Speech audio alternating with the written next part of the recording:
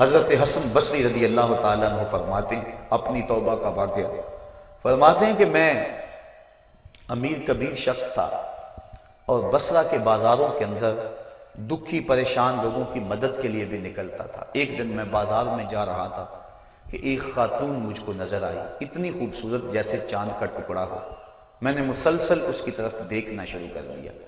اس نے کہا اما تستحی، تجھے حیا نہیں آتی، مجھے دیکھے جا رہے ہو؟ کہتے ہیں میں نے کہا ممن، کس سے حیا کر؟ تو اس عورت نے کہا فمن یعلم خائنۃ الاعین وما تخفی الصدور، اس سے حیا کرو جو دلوں کے بھید جانتا ہے، جو آنکھوں کی خیانت کو جانتا ہے، اس سے حیا کرو۔ کہتے ہیں یہ بات تو بہت بڑی تھی، لیکن اس کا حسن ایسا تھا کہ مجھے اس کے باوجود اس کی طرف رغبت رہی اور میں مسلسل اس کو دیکھتا رہا۔ اس نے پھر مجھے کہا کہ کیا معاملہ ہے کہ تم میری طرف دیکھنا چھوڑتے نہیں ہو، کون سی چیز پسند آئی؟ تو کہتے ہیں میں نے اس کو کہا کہ تیری جھیل سی آنکھوں میں ڈوبنا چاہتا ہوں اور یہ میرے لیے ایک باعث کشش ہے۔ اس نے کہا تم رکو، شاید تمہارا مطلوب پورا ہو جائے۔ میں وہاں رکا اور وہ اپنے گھر چلی گئی۔ تھوڑی دیر کے بعد اس کی خادمہ تشت کے اوپر کپڑا ڈالا ہوا ہے اور میرے طرف بڑھایا۔ کہتے ہیں میں نے جب کپڑا اٹھایا تو اس کے اندر اس کی دو آنکھیں تھیں اور اس کے اوپر لکھا ہوا تھا کاغذ کے ٹکڑے پہ لا اريد عینا یفتتن بسببھا احدا، میں ان آنکھوں کو رکھنا ہی نہیں چاہتی جس کی سبب سے ایک مومن فتنے میں پڑ جائے۔ کہتے ہیں کہ میں نے اپنی داڑھی کو پکڑا اور زاروں کے تار رونے لگا۔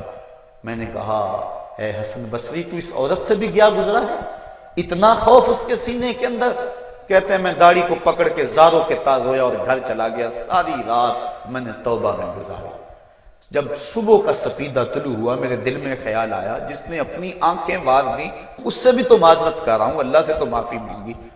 کہتے ہیں کہ میں صبح اٹھا اور جب اس عورت کے گھر کے دروازے کے قریب پہنچا تو اس کا جنازہ نکل رہا تھا۔ میں پھر بڑا پریشان ہوا، واپس آیا، سارا دن مشکل میں گزارا۔ رات جب میں سویا تو وہ عورت مجھے خواب میں ملی۔ میں نے کہا کہ مجھے کوئی وصیت کرو، تو اس نے کہا اذا خلوتا فاذکر اللہ، میں تجھے وصیت یہ کرتی ہوں جب تم تنہائی میں ہوا کرو تو اللہ کو یاد کیا کرو۔ وَإِذَا أَصْبَحْتَ وَأَمْسَيْتَ فَاسْتَغْفِرِ اللَّهَ وَتُبْ إِلَيْهِ، اور جب تم صبح کرو یا شام کرو تم استغفار پڑھا کرو اور اللہ سے توبہ کیا کرو۔ حضرت حسن بصری فرماتے ہیں کہ اس عورت کا یہ عمل مجھے توبہ کے راستے پہ ڈال لیا، پھر وہ حسن بصری زمانے کے امام اور مقتدا بنے۔ تو انسان جب عبرت حاصل کرنے پہ آتا ہے تو ایسے اسباب اس کے لیے مہیا ہو جاتے ہیں، توبہ کرنے میں دیر نہیں کرنی چاہیے۔ بعض بات بندہ سوچتا ہے کہ ابھی میرے بڑے کام پڑے ہوئے ہیں، جب میں بوڑھا ہوں گا میں ریٹائرمنٹ لے لوں، میں بچوں کی شادیاں کر لوں، بس پھر فراغت ہو جائے گی، بچے کاروبار سنبھال لیں گے، پھر میں ہوں گا، مسجد ہوگی۔ یہ ایسا بندہ کہہ رہا ہے جس کی ملک ایک سانس بھی نہیں ہے، جو ایک سانس کا بھی مختار نہیں ہے، اور ایسے بات کر رہا ہے جس طرح سب کچھ اس کے قبضے میں ہو۔ تو توبہ کے اندر تاخیر نہیں کرنی چاہیے۔ بنی اسرائیل کے اس شخص کا واقعہ آپ کو پہلے بھی شاید میں نے کسی مجلس کے اندر عرض کیا تھا کہ جس کو طول عمل نے برباد کر دیا، اس کی نیکیوں کی وجہ سے اس کو خبر پہنچی کہ اس کی عمر 1000 سال ہے، تو اس نے کہا جب میری عمر اتنی لمبی ہے تو پھر میں عبادت کی بھٹی کے اندر کیوں جلتا رہوں؟ میں 900 سال گناہ کر لیتا ہوں اور 100 سال قبل توبہ کر لوں گا اور گناہوں کی معافی چاہ لوں گا۔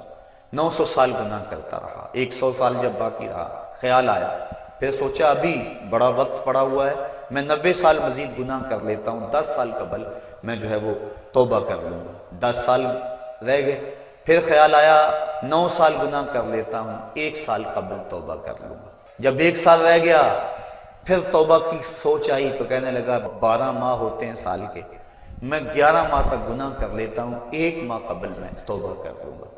پھر 1 ماہ بھی گزرا، ہفتے تک بات پہنچی، حتیٰ کہ 1 دن رہ گیا، اور پھر وہ کہتا تھا بھی فلاں فلاں گناہ میرا رہتا ہے وہ میں کر لوں۔ ایسی لت پڑ گئی تھی گناہ کہ بنی اسرائیل کا وہ شخص کہ جو اس انتظار میں تھا کہ بس یہ گناہ کر لوں اور یہ گناہ کر لوں پھر توبہ کر لوں گا، اچانک موت آئی اور موت نے اس کو دبوچ لیا اور وہ توبہ کے بغیر مر گیا۔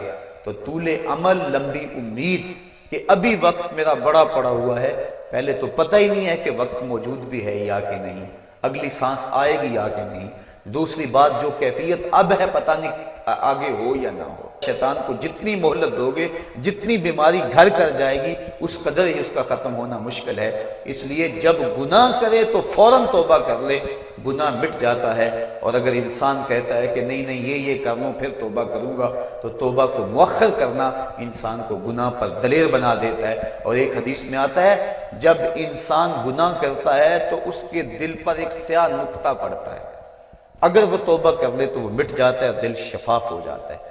لیکن اگر وہ توبہ نہ کرے پھر دوبارہ گناہ کرے تو دل پر ایک اور سیاہ نقطہ پڑ جاتا ہے، پھر وہ گناہ کرتا رہتا ہے اور دل کے اوپر سیاہی پھیلتی رہتی ہے، حتیٰ کہ ایک دن آتا ہے کہ پورا دل اس سیاہی کی لپیٹ میں آ جاتا ہے۔ اور جب پورا دل سیاہ ہو جائے پھر گناہ کر کے بھی اس کو ندامت اور شرمندگی نہیں ہوتی۔ مومن تو جب گناہ کر بیٹھتا ہے تو محسوس کرتا ہے جس طرح پہاڑ کے نیچے آ گیا، ابھی گر جائے گا اور مجھے کچل دے گا۔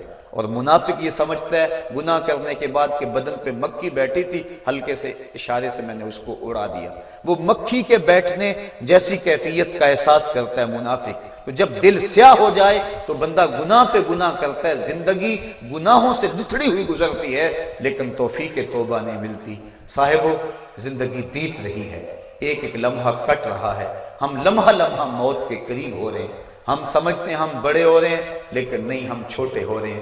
جب گنتی الٹی شروع ہو جائے کام جلدی زیرو تک پہنچ جاتا ہے، سانسوں کی الٹی گنتی شروع ہے اور ہم لمحہ لمحہ